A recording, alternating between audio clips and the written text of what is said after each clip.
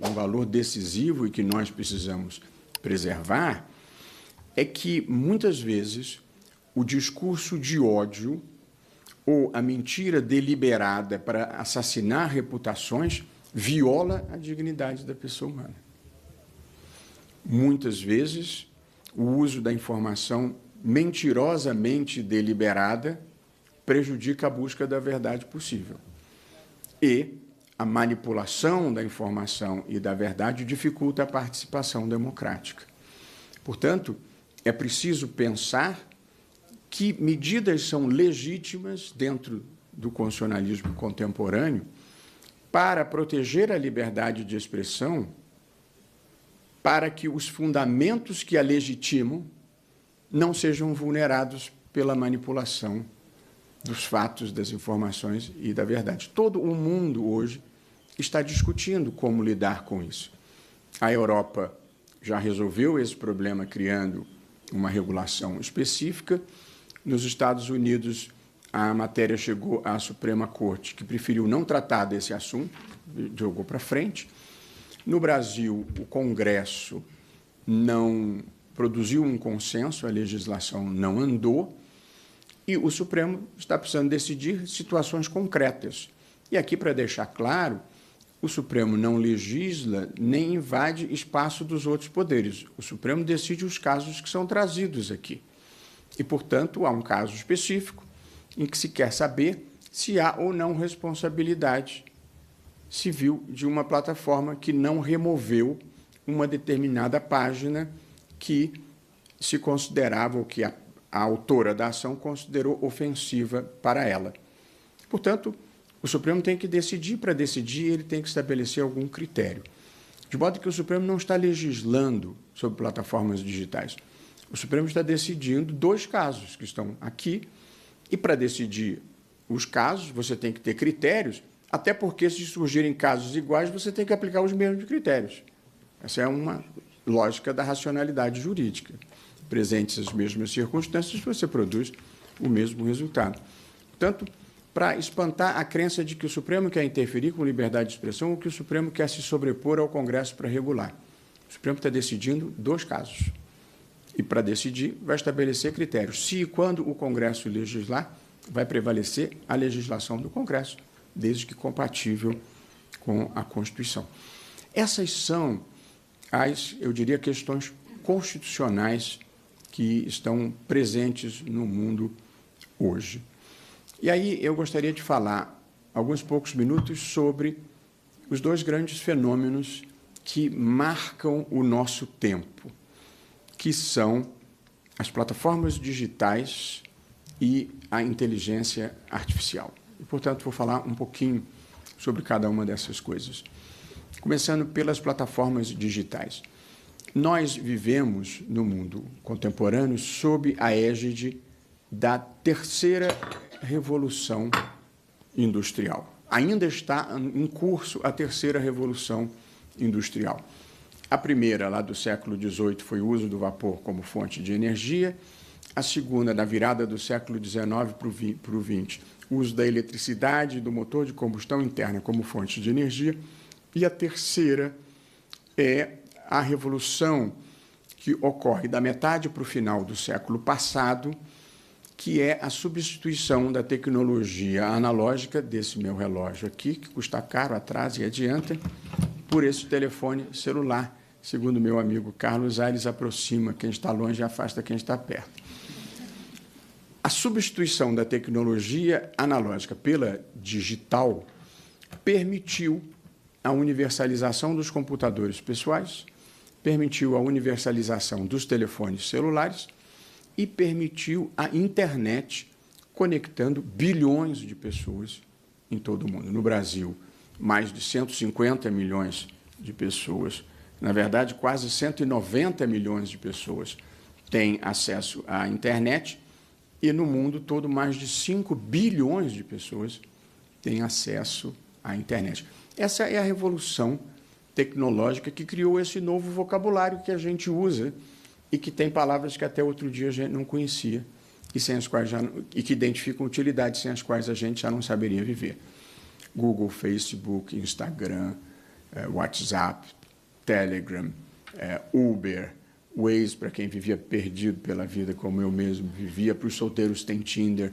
Portanto, há um vocabulário novo, há um admirável mundo novo da tecnologia da informação, da nanotecnologia, da biotecnologia, da computação quântica, da impressão em 3D, dos carros autônomos, da internet das coisas, algoritmo, que é uma palavra estranha, que até outro dia a gente não conhecia, vai se tornando o conceito mais importante do nosso tempo. E a riqueza, hoje, já não está mais nos bens físicos. Antes era a propriedade da terra, depois passou a ser a propriedade dos meios de produção. Hoje a riqueza está na tecnologia, no conhecimento, na inovação, na propriedade intelectual. As grandes empresas do mundo, as mais valiosas, há 30 anos atrás, eram as que produziam petróleo, como a Esso e a Shell, as que produziam automóveis, como a Ford e a General Motors, e as que produziam os grandes equipamentos, como a General Electric. Nenhuma delas hoje figura entre as empresas mais valiosas do mundo, que são Apple, Amazon, Facebook, Google, Microsoft e a Nvidia. Eu não sei como é que está com essas tarifas atualmente, mas era, porque vendia os microprocessadores das outras todas. Portanto, há uma transformação muito profunda na economia. Surgiu uma economia do conhecimento, uma economia digital, com os impactos que isso produz na sociedade. A revolução tecnológica traz junto com ela a internet e essa revolução sobre a comunicação social. A internet democratizou o acesso ao conhecimento, à informação e ao espaço público. E, portanto, a internet tem uma faceta extremamente positiva e revolucionária para o bem da humanidade. Eu não sou uma dessas pessoas que acha que o mundo está muito ruim com tendência a piorar. Tem coisas ruins que acontecem que a gente tem que pensar. Mas a minha visão é uma visão positiva e construtiva de que nós temos que fazer com que essas ferramentas sirvam à causa da humanidade e não sejam destrutivas. E, portanto, temos mais acesso à informação, mais acesso ao conhecimento e mais acesso ao espaço público, com o problema, que já é notório, que esse acesso ao espaço público deixou de ter o filtro da imprensa tradicional, que controlava o mínimo de autenticidade e de civilidade do que chegava ao espaço público. A utilização, as plataformas digitais, esse acesso amplo, os mecanismos de direcionamento de conteúdos criaram uma tribalização da vida e a perda de espaço da imprensa tradicional permitiu que cada tribo criasse a sua própria narrativa. Porque o que a imprensa tradicional antes fazia era criar um conjunto de fatos comuns sobre os quais as pessoas formavam as suas opiniões. Agora, com a perda de espaço da imprensa tradicional, nós já não trabalhamos mais sobre fatos comuns. Nós temos as narrativas de cada grupo. E a verdade foi perdendo a sua importância junto com a civilidade.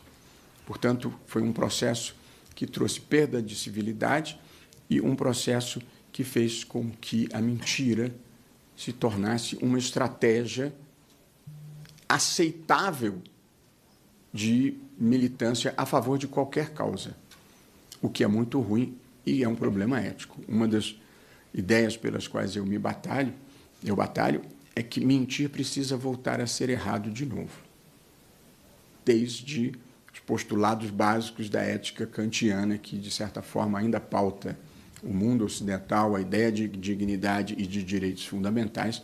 A mentira não é uma forma legítima de atuação no espaço público, nem de viver a vida privada, mas menos ainda no espaço público. E as plataformas digitais, ademais, elas mudaram a escala da comunicação social. O jornal que mais vende no mundo, que é o New York Times, tem 10 milhões de assinaturas digitais.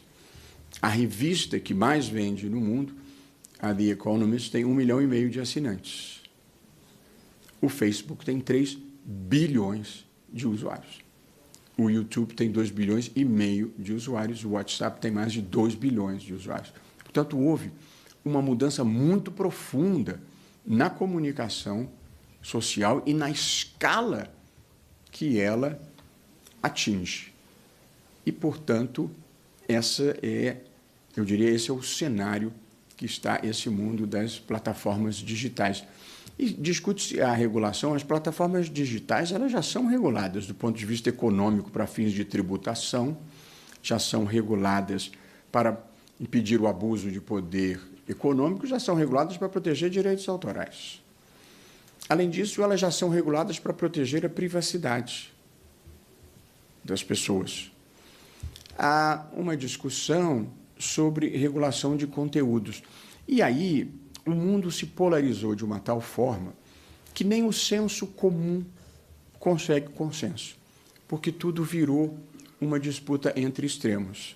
Se um lado é a favor de alguma coisa, o outro lado se sente obrigatoriamente a ser contra. Pois eu quero dizer que não importa se você é conservador, liberal ou progressista, não pode ter pornografia infantil nas plataformas digitais. Não pode ter terrorismo nas plataformas digitais. Não pode ter incitação ao suicídio. Não pode ter incitação à automutilação de adolescentes. Eu acho que não faz diferença se você é progressista ou conservador. Esses são valores que estão fora e acima da ideologia. Portanto, não é uma questão de estar em cima do muro. Se alguém perguntar, você, em matéria de internet, é conservador ou progressista, você não pode ficar em cima do muro. A gente tem que ficar acima do muro. E acima do muro é ter esses valores comuns que não são conservadores nem progressistas. São valores civilizatórios mínimos que devem prevalecer na vida em sociedade.